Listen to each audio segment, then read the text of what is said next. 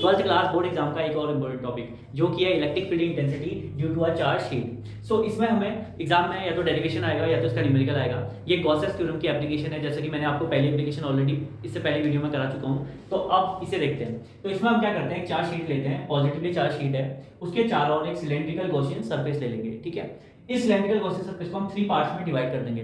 एक रिकमेंड करूंगा एक चीज कि आप इसका स्क्रीनशॉट ले लेना, अगर आपके एग्जाम के लिए शॉर्ट नोट्स काम आएंगे। ठीक है, सो 3 पार्ट में हमने क्या करा, गॉसियन सरफेस को डिवाइड कर दिया। पहला सर्कुलर पार्ट, इसमें हमने सबसे पहले क्या करा, एक एरिया वेक्टर बनाया। ठीक है, तीनों पार्ट्स में एक एरिया वेक्टर बनाया। ठीक है, और एरिया वेक्टर की डायरेक्शन लागू होती है परपेंडिकुलर टू दैट सरफेस। सो इधर को इलेक्ट्रिक फील्ड की डायरेक्शन भी इधर को, क्यों? क्योंकि अगर मैं यहाँ पर एक चार्ज रखूंगा, पॉइंट या टेस्टिंग चार्ज रखूंगा, तो ये जो पॉजिटिव चार्ज है इसको कहां पे धकेलेगा, बाहर की तरफ धकेलेगा। आई बात समझ में? ठीक है, तो सर्कुलर पार्ट में जो इलेक्ट्रिक फील्ड है और ds1 है, मतलब इसका जो एरिया वेक्टर है सर्कुलर पार्ट का, उन दोनों के बीच में एंगल कितना है, 0 degree.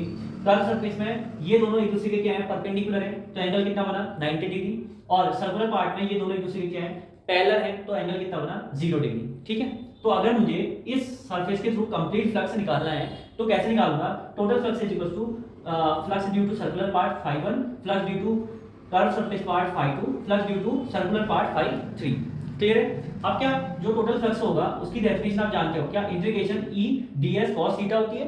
So integration E ds1 cos 0 degree, क्योंकि इन दोनों के बीच में एंगल 0 है। सेकंड पार्ट के लिए एंगल कितना है, 90 डिग्री, एंड थर्ड पार्ट के लिए कितना है, अगेन 0 डिग्री।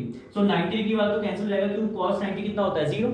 cos 0 1 तो ओवरऑल वैल्यू क्या आ जाएगी, ये आ जाएगी, और इनमें से ये क्या आ जाएगा, बाहर आ जाएगा। आई बात समझ में? ठीक है, अच्छा, जो ये इंटीग्रेशन ds1 और ds2 है, देखो ये पहला पार्ट और दूसरा पार्ट दोनों क्या है, सेम है, सर्कुलर पार्ट है, तो दोनों का जो एरिया होगा वो सेम होगा, है ना।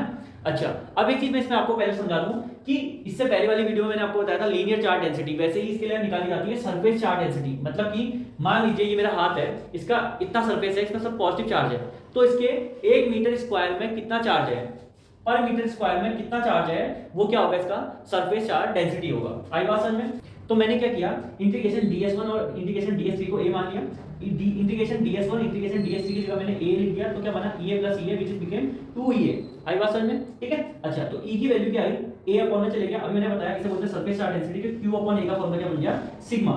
ठीक है, तो सिग्मा अपॉन 2 एप्सिलॉन नॉट आता है electric field intensity due to a charge sheet. Board exam में एक और चीज पूछी जाती है कि क्या ये डिस्टेंस पर डिपेंड करता है। मान लो अगर मैं electric field intensity 5 metre distance यहां पर निकाल रहा हूं और 10 मीटर यहां पर निकाल रहा हूं, ठीक है, तो क्या r के ये डिस्टेंस के बढ़ने पर e पर कोई इंपैक्ट पड़ेगा? नहीं, e पर कोई इंपैक्ट नहीं पड़ता है। आप ये फॉर्मूला देख सकते हो। आई होप आपको समझ में आया होगा। अगर वीडियो पसंद आई तो लाइक करें, शेयर करें। Thanks for watching Radhe classes.